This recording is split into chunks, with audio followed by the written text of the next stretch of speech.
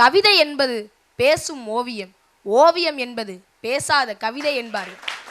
எங்கள் பள்ளி ஓவிய ஆசிரியர் திண்டுக்கல் தமிழ்பித்தன் அவர்கள் வரைந்த இந்த ஓவியத்தை பார்த்ததும் இலக்கிய விமர்சகர் பொன்குமார் அவர்களின் கவிதையொன்று என் நினைவிற்கு வருகிறது. குடும்பமே கூடி மகிழ்கிறது, தன் அறையில் தனிமையில் தவிப்புடன் தாத்தா என்பதே அந்த கவிதை. சுற்றியும் ஆட்கள் இருந்தும் தனக்கென்று யாருமே இல்லை என்று உணர்வது கொடுமையான வழி. தனித்திருப்பது என்பது வேறு, தனிமைப்படுத்தப்படுவது என்பது வேறு. என்றைக்காவது ஒரு நாள் பிரிக்கப்படும் என்று தெரிந்தும் சொத்து சேர்ப்பதற்காக வாயை கட்டி வைத்த கட்டி ஓய்வு ஒளிவு இல்லாமல் ஓடி ஓடி தன் பிள்ளைகளுக்காக தன் ஆசைகள், கனவுகள், இயக்கங்கள் எல்லாவற்றையும் தியாகம் செய்து ஓய்ந்து தளர்ந்து காலச்சக்கரம் பிழிந்தெடுத்த கரும்பு சக்கையாய் காலாவதியான நாட்காட்டி எட்டையாய் ஓய்ந்து தளரும்போது தனிமை சிறைக்குள் ஆயுள் கைதியாய் அகப்பட்டு கொள்ளும் மூத்த குடி மக்களின் நிலையை சிந்திக்க வைக்கிறது இந்த ஓவியம். இளமை காலத்தில் என் இனிமை தனிமையே என்று பாட வைத்த அதே காலம்தான் முதுமை காலத்தில் என்ன கொடுமை தனிமையே என்று வாடவும் வைக்கிறது. என்னை கேட்பதற்கு யாருமே இல்லை என்று இளமை காலத்தில் வரமாக தோணலாம். என்னை கேட்பதற்கு யாருமே இல்லை என்று முதுமை காலத்தில் சாபமாகி விடுகிறது.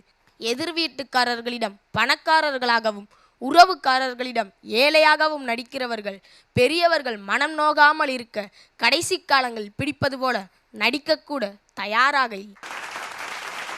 ஓராண்டிற்கு ஒரு முறை கிராமத்திற்கு வந்து போகும் பிள்ளைகளின் வரவை, பேர பிள்ளைகளின் உறவை அடுத்த ஆண்டு வரைக்கும் ஞாபக பேழைக்குள் பத்திரப்படுத்தி கொண்டு செலவழித்து விடாமல் சிக்கனப்படுத்தி கொள்ளும் தாத்தா பாட்டிகளுக்கு அவர்கள் வந்த நாள்தான் திருநாள். நாட்களையே எண்ணிக்கொண்டிருக்கும் அவர்கள் வந்த நினைவுகளையே எண்ணிக்கொண்டிருப்பார்கள் ஆண்டு முழுவதும். இரண்டாம் குழந்தை பருவமான இந்த முதுமை பருவத்தில் தாத்தா பாட்டிகளுக்கு சிடுசிடுப்பும் முணுமுணுப்பும் நினைவிழப்பும் வருவது இயல்புதான். இன்று அவர்களுக்கு, நாளை நமக்கு. இதை புரிந்து கொள்ளாத பெரியவர்கள் சிறியவர்களே, புரிந்து கொண்டால் சிறியவர்களும் பெரியவர்களே. முதுகை காட்டி நிற்கும் அந்த முதியவரின் ஓவியத்தை பார்க்கும் போதெல்லாம் கனத்து போகிறது என் இதயம். திரும்பி நிற்கும் அந்த தாத்தாவின் முகம் கவலையில் துடிக்குமோ கண்ணீர் வடிக்குமோ தெரியவில்லை.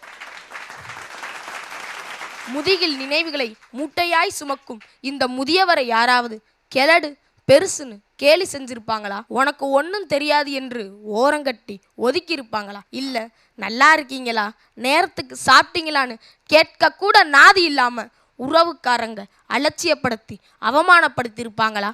எங்க நிம்மதியை கெடுக்காம எங்கிட்டாவது போயிடு துரத்திருப்பாங்களா? யாராயிருக்கும் இந்த தாத்தா?